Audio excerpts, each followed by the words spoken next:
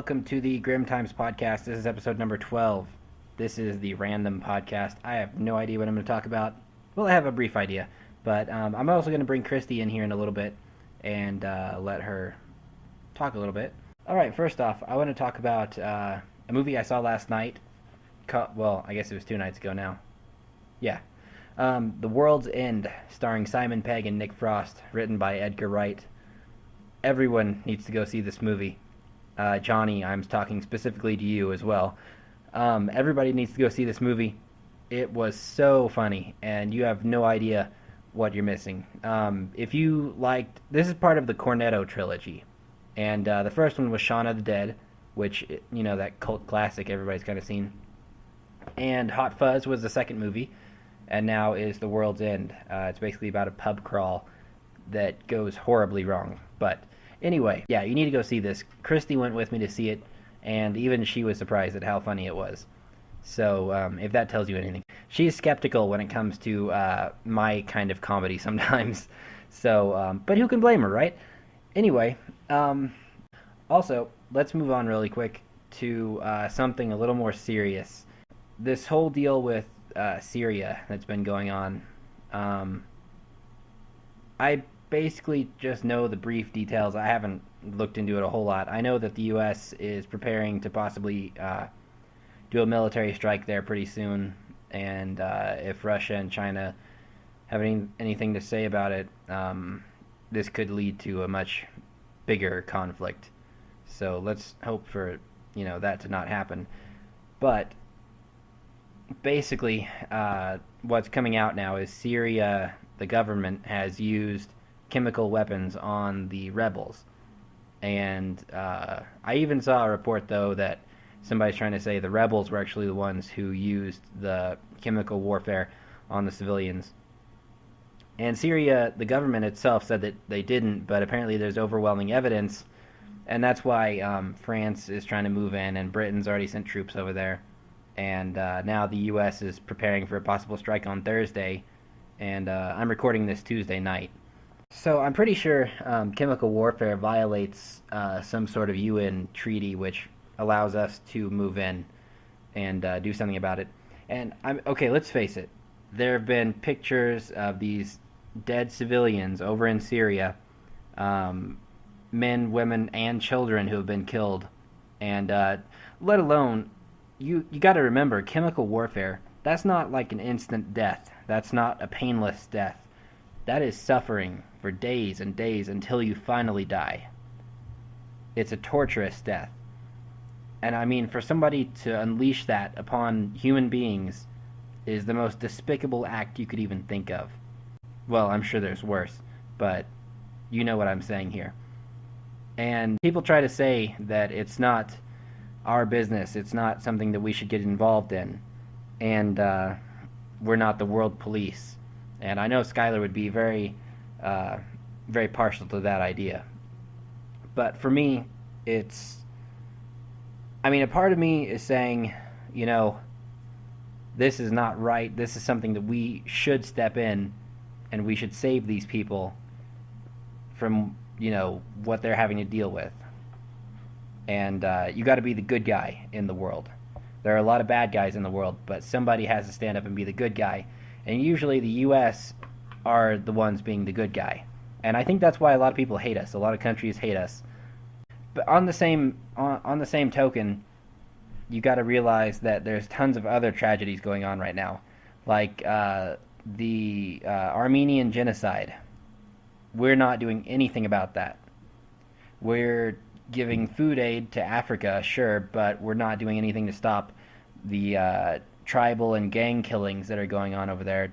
Tons of villages being slaughtered by these warlords in Africa, and we're not doing anything about it. So why Syria? Is it because of the oil that's over there, or because of where it's located in the Middle East? I have no idea. I mean, you could go on conspiracy theories all day long. So it's just something we're gonna have to sit back and see what happens. Agree with it or don't agree with it, we're gonna do what our leaders decide to do. All you can control is yourself right now. If you feel like you need to leave, you should probably head to South America. There's, 70% of the world's population is in the northern hemisphere. So if you want to escape everything, head south. That's pretty much all I can say about it. All right, moving on. I'm sure most people know this by now, but Christy and I are having a baby. And this was very unexpected, especially since we've been on birth control this whole time. But it happened anyway, so this is what we're going to do. So yeah, I think this is the best time to bring Christy in here, obviously, since she is carrying the baby. Right now she's probably about 9 weeks along. Christy, welcome to the podcast.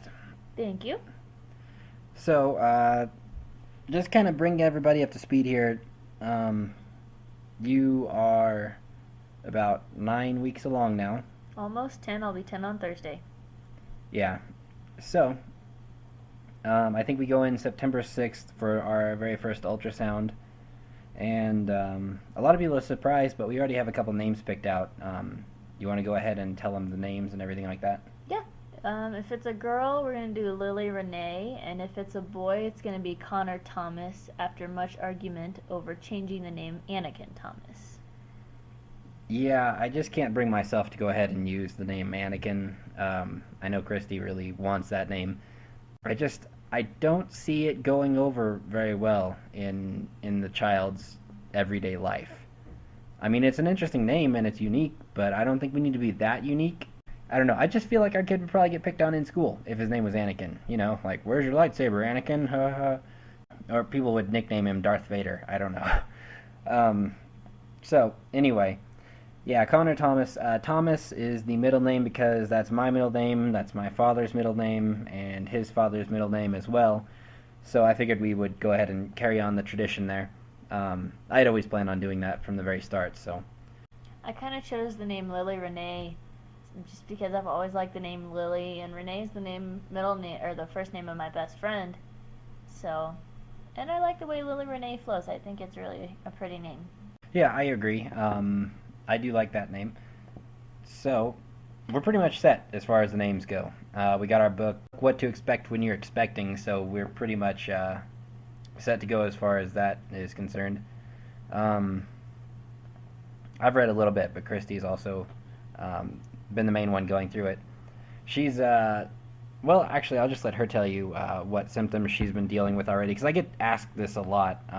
People are always asking, how's she doing, what's she going through, and so here you go. So far, this is her status at 9 weeks. Well, I've definitely been feeling the fatigue. I mean, I was tired a lot normally from going to school until 10:30 at night and then working at Panera, having to get up at 4:30 in the morning.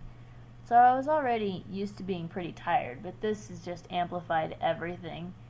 As far as nausea goes, it's pretty much an everyday thing. I've only actually gotten sick twice, but the nausea is kind of always present. I've tried different things, ginger ale, those lollipops that they have, different hard candies. Not a ton works, just even drinking more water almost makes it worse, but I don't know. Apparently at about 12 weeks is when it starts to get better, so I'm almost there. Just have to endure a couple more weeks. Yeah, plus, I mean, we're definitely getting her everything that she needs, everything that'll help her feel better, or is rumored to help her feel better. And we're definitely going to be looking into a lot of natural medicine as well, through the, pregnancy and all that kind of stuff. I like to kind of stay away from big pharma and, that whole deal. I don't necessarily trust everything. I've heard in the past, I mean, this is kind of, it's a conspiracy theory in its own, but I've heard that the FDA will not license a drug unless it has at least one side effect because it's considered a cure. Now that's a little bit of a different topic, but it's still, when you're taking these kind of pills, that's you pretty much trusting this huge pharmaceutical company to really have your best interests in mind, when clearly they usually don't. Usually what they have in mind is they're lining their pockets. Aside from that, we're just pushing along here. I'm trying to work as much as I can, and Christy's on her last week of externship right now. So after that, she'll be, well, hopefully getting on at a veterinary clinic and getting away from Panera a little bit more, but we'll see what happens as far as that goes. Christy, what is your ideal scenario for this? Ideally, I suppose I'd like to work in a vet clinic. I'm sure it pays better. But as much as you're not supposed to or not allowed to discriminate because you're pregnant, if I were an employer and could choose between someone that wants to work part-time and is going to have to leave for an extended period of time in a little while anyway, and can only do half the things because I can't do anesthesia, I can't do x-rays, I have to be very careful with litter boxes. You know, I can't lift heavy things like cage doors, or I'm not supposed to, versus someone who's going to work full-time and be able to do anything you ask them to. Well, being an employer, I would probably go with the person that's going to be able to work whenever I want them to. As much as you're not supposed to discriminate, people do. So, as much as I would like to kind of get back on a vet clinic, hopefully the one I'm at now, it may or may not happen, and if it doesn't, then Panera's always a fallback that I have, because I'll get the hours that I had before back, and it won't be that bad. I can go back to working during the day, and it'll all be okay. Yeah, so that's pretty much where we're at this point. Not much else to say in that area. Something else I want to talk about really quick here. This is a huge announcement with Art Bell. If anybody knows Coast to Coast AM, which they should, and they should listen to it on a nightly basis, even though I don't, I listen to it online the next day. But I digress. Art Bell was the original host of Coast to Coast AM. He started it. He was the Grand Master of the paranormal, and still is. And after being off of radio full-time for nearly a decade, Art Bell has announced he is coming back to radio at age 68 years. He is coming back to radio on Sirius XM satellite radio starting September 16th. And I could not be more excited. It is going to be called Art Bell's Dark Matter, which is a genius name. I wish I had thought of that when I was coming up with this podcast here. 'Cause the Grimm Times, you know, I've said it before, that was actually Skylar's brainchild. And I wish I had come up with something that clever. I had come up with a few different things like paranormal controversy and I don't know, things like that. I think the next podcast I'm going to do is actually going to be about aliens. So if you've ever had a fascination with that, you'll need to check that out. I'm basically going to be ranting about all the knowledge I have about alien life and some of the different theories that are out there and some of the different happenings and things like that. So, and a lot of people might not know about them. So I could even shed some light on the Roswell deal. Also, I'm thinking about doing the Grimm Times podcast on a weekly basis or on a scheduled basis. Maybe 2 shows a week, I don't know, Tuesday and Thursday, something like that. Maybe spread them out a little bit more, I don't know, Monday and Friday, Monday and Thursday, I don't know. So we'll see. I'm coming up on the end of the podcast here. I want to thank Christy for coming on for those few minutes. And I've got a big announcement that I want to make here. And if you've listened all the way to the end of this podcast, this is specially for you. I don't know if you're a fan of the Jeff Jarman Show. I don't know if you've ever seen the Jeff Jarman Show. If you hadn't, you should definitely go to YouTube and check it out. Also check out CCW Wrestling. That is another brainchild of mine. And it's got a lot of the same cast from the Jeff Jarman Show. Actually, all the same cast from the Jeff Jarman Show. My announcement is I'm going to be going through and re-editing a lot of my old material, making new episodes, remastered, and I'm going to upload them in high definition, so it'll be the best possible quality.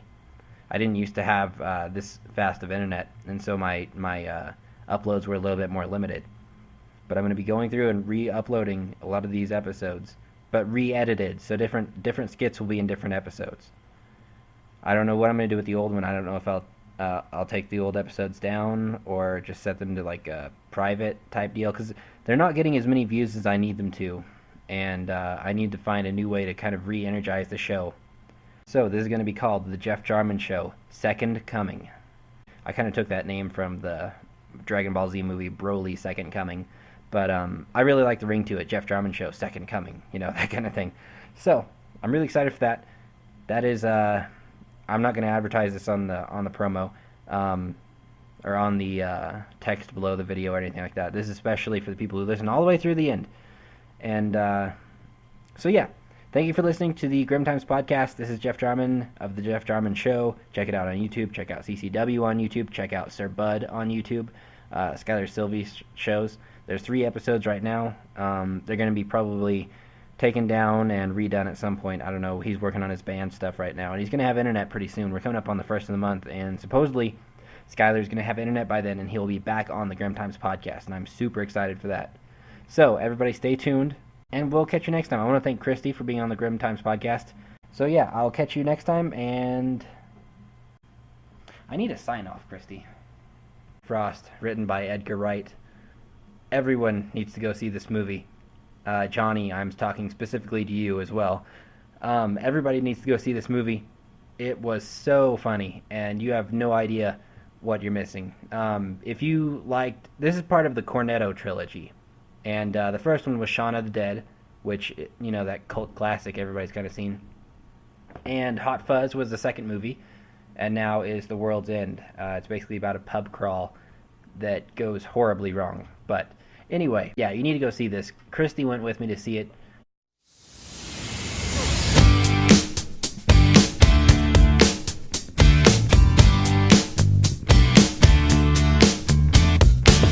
Alright, hello and welcome to the Grimm Times podcast. This is episode number 12. This is the random podcast. I have no idea what I'm going to talk about. Well, I have a brief idea, but I'm also going to bring Christy in here in a little bit and let her talk a little bit. Alright, first off, I want to talk about a movie I saw last night. Well, I guess it was 2 nights ago now. Yeah. The World's End, starring Simon Pegg and Nick, and even she was surprised at how funny it was. So, if that tells you anything. She's skeptical when it comes to my kind of comedy sometimes. So, but who can blame her, right? Anyway, also, let's move on really quick to something a little more serious. This whole deal with Syria that's been going on. I basically just know the brief details. I haven't looked into it a whole lot. I know that the U.S. is preparing to possibly... do a military strike there pretty soon, and if Russia and China have anything to say about it, this could lead to a much bigger conflict. So let's hope for that to not happen. But basically, what's coming out now is Syria, the government, has used chemical weapons on the rebels, and I even saw a report though that somebody's trying to say the rebels were actually the ones who used the chemical warfare on the civilians. And Syria, the government itself said that they didn't, but apparently there's overwhelming evidence, and that's why France is trying to move in, and Britain's already sent troops over there. And now the U.S. is preparing for a possible strike on Thursday, and I'm recording this Tuesday night. So I'm pretty sure chemical warfare violates some sort of UN treaty, which allows us to move in and do something about it. And let's face it. There have been pictures of these dead civilians over in Syria, men, women, and children who have been killed. And let alone, you got to remember,